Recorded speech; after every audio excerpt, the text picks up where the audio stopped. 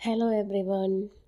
അപ്പോൾ ഈ വീഡിയോ ഞാൻ എടുത്തിരിക്കുന്നത് ഇന്ന് കാലത്ത് ഞാൻ ജോലിക്ക് പോകുന്ന സമയത്ത് വീട്ടിൽ നിന്ന് ഇറങ്ങിയപ്പോൾ എടുത്ത വീഡിയോ ആണ്. ഇത് ഏകദേശം എനിക്ക് തോന്നുന്നു ഒരു 5:30 മണി ആയിട്ടുണ്ട് അത്ര സമയം. അപ്പോൾ സത്യമായി ഇന്ന് കാലത്ത് എഴുന്നേറ്റപ്പം എനിക്കൊരു വിഷമമൊക്കെ തോന്നി.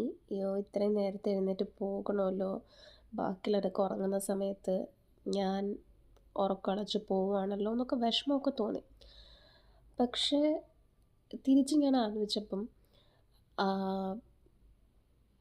നമ്മുടെ മനസ്സിൽ നമുക്കിതില്ലാതിരിക്കുന്ന സമയത്ത് നമ്മൾ ആഗ്രഹിക്കുന്ന കുറേ കാര്യങ്ങളുണ്ടല്ലോ.